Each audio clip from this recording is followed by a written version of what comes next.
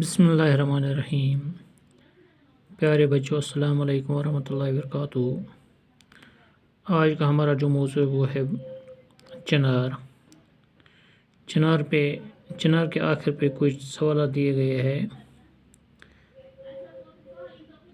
پہلا سوال ہے، چنار کو کشمیری زبان میں کیا کہتے ہیں؟ چنار کو کشمیری زبان میں کیا کہتے ہیں؟ اس کا جواب کچھ یوں ہے، چنار کو کشمیری زبان میں بوئیں کہتے ہیں۔ چنار کو کشمیری زبان میں بوئیں کہتے ہیں۔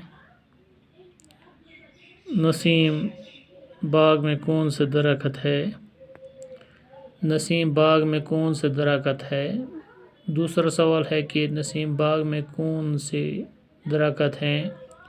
اس کا جواب ہے کہ نسیم باغ میں چنار کے درخت ہیں۔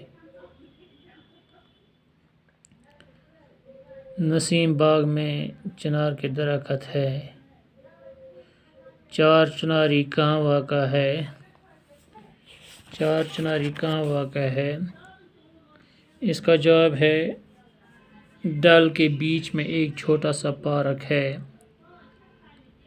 اس پارک کے چار کونوں پر چنار کے درخت ہیں، اسے چار چناری کہتے ہیں۔ یا ہم یہ بھی کہہ سکتے ہیں، چار چناری ڈل کے بیچ میں واقع ہے۔ چوتھا سوال ہے، چنار کے پتے کس کام آتے ہیں؟ چنار کے پتے، اس کا جواب ہے کہ چنار کے پتے کوئلہ بنانے کے کام آتے ہیں۔ چنار کے پتے کوئلے بنانے کے کام آتے ہیں۔ چنار کی حفاظت کیوں، نیکسٹ جو کوشچن ہے، دوسرا سوال ہے کہ چنار کی حفاظت کیوں کرنی چاہیے؟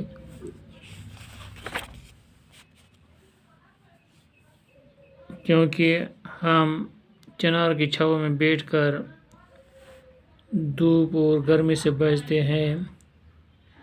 چناروں سے ہمارے باغوں کی رونق بڑھ گئی ہے، ہماری سڑکیں سایہ دار بن گئی ہے۔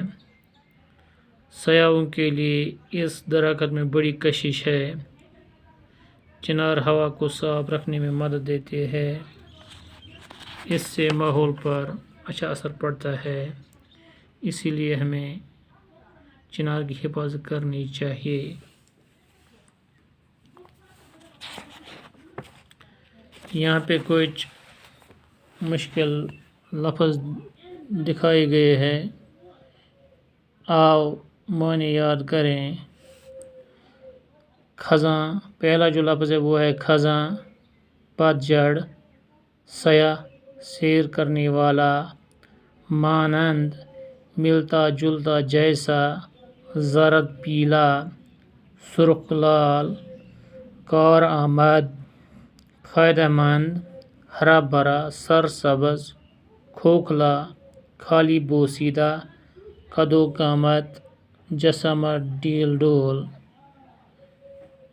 بچوں، آج کا ہمارا جو ٹاپک ہے یہیں پہ ختم ہونے جا رہا ہے، باقی آئندہ انشاءاللہ۔